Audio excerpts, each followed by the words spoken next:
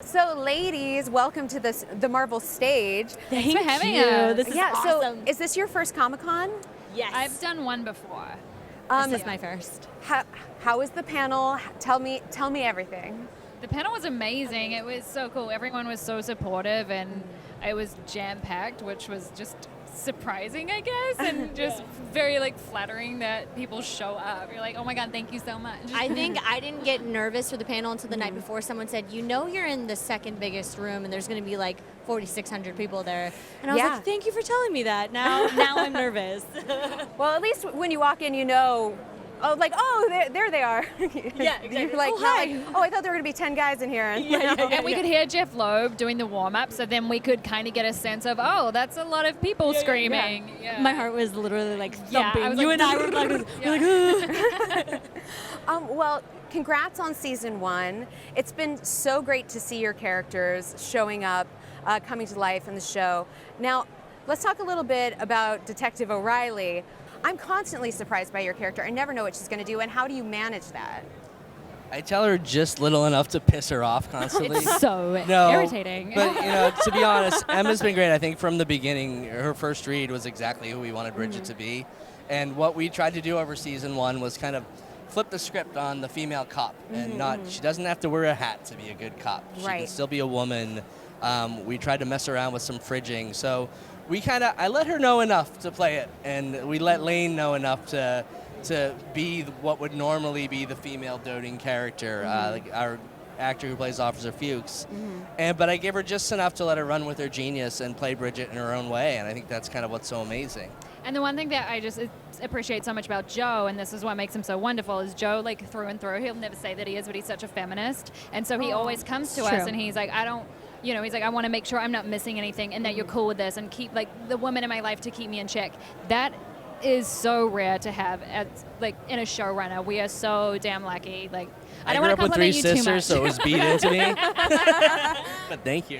But yeah, you're a true ally. We're so lucky, and we can go to him with anything and try to squeeze him for info, but generally don't get anything. Though sometimes you'll give me a little. Sometimes you lie, though. A little heads up.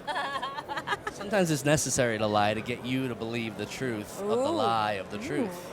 We fight a lot. Layers upon layers upon layers, like a delicious cake of deceit. No, but honestly, Olivia came to me in one of the last scenes, and she had a line where she says, "What do we do?" And I was so proud. She came to me, she's like, "This feels like the girl asking the guy, what do we do?" And I'm like, I hugged her, and I ripped up the page, and I said, "Say whatever you want." And it was fantastic.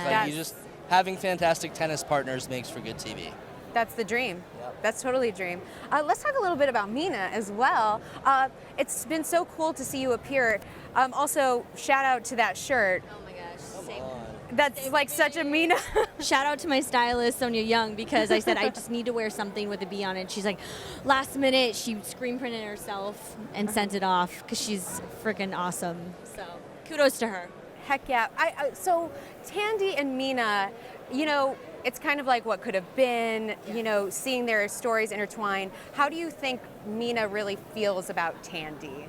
What's her thoughts on Tandy? I think the best thing about Mina and Tandy is they share that kind of backstory with their fathers. So they both kind of have this vulnerable spot, this hole in their heart from what happened 8 years ago. And I think what's so beautiful about what their characters represent is a beautiful female friendship. 2 women that are brilliant, that support each other in the ways that they need to, and it's something that needs to be represented more on TV. Strong female friendships. Yeah. Kicking that Bechdel test butt. Exactly. That's one thing that was awesome too. In one scene, I said, we almost passed the Bechdel test. And then the next episode, we passed the Bechdel test in the show. Far past it. Yeah. Which is so exciting. It's such great progress. And like Emma said, it's freaking Joe Pokaski. And a room full of really, really talented writers and strong-willed women who keep me in check all the time. And I think that you do really notice that with our show, that it is a diverse writer's room, and that's such a testament to how important diversity is, because then you don't get this scene, which as female actresses we get all the time, where you're like, a woman wouldn't say this. This is a one-dimensional character. There's nothing interesting here. Yeah. So as soon as I read the character breakdown for Brigid, or Bailey, I was like, I don't know who is behind this, but someone who's really wanting to change things and push things forward for women. Yeah. I mean, it sounds like such an incredible experience. You mentioned the writer's room. Do you guys get to talk to the writer's room somewhat?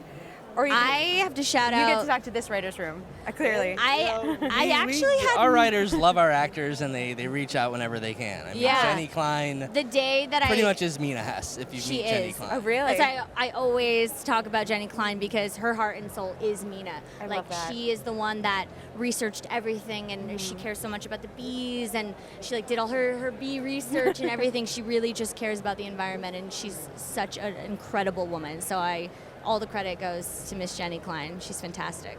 We lit a lantern at the end of episode 8 for Tandy's dad, and it was because Jenny Klein refused to let us put a balloon up because it might hurt an imaginary bird Oh my God. on our show. That is why so we Jenny all love Klein, Jenny Klein. and that's why we love her. Do I do a little plug here? You're going to be so irritated with the best thing that you can do to save the environment is go vegan, just saying.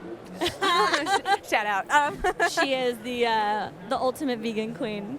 I appreciate it. You're bringing some essence of the show in. I know we didn't even plan this, but we've got our two. Our most environmentally I friendly actually met Marvel my cast. hero yesterday, the She was founder freaking of out. Sea Shepherd, and I can't believe I was like, I'm literally wearing a Sea Shepherd shirt tomorrow. I've never seen you more Captain excited Paul in your Watson, life. and when we walked onto the boats for IMDb, I said to Liv, I was like, how much cooler would it be though if Captain Paul Watson was here? I walked up and he was there, and I went up to him and I was like, Captain Paul Watson, and I said to him, and I go, you are the hero of my entire life, and he looked scared. I was like, sorry. So you came to San Diego Comic-Con to geek out over the Captain Paul environment. Watson. yeah, exactly. He's the greatest human on the planet, I swear to God. I love couldn't it. believe it. So obviously there are some similarities and differences between you and your characters. What do you feel are sort of your biggest things that are alike and different with you, yourself, and your characters? I think with Mina, I love that she has that drive. She has that passion for what she does, and I can really relate to that and kind of being on her own because when I moved to LA when I was 14 by Oh, wow. myself because I just knew that this was what I wanted to do, and I just loved performing, and so I kind of lived out on my own for most of my teen years, kind of just navigating the space of being in the entertainment industry as an Asian American female, and so I feel that. That I feel Mina drive. Yeah, I feel that Mina drive all the time, constantly like pushing me forward. Love it.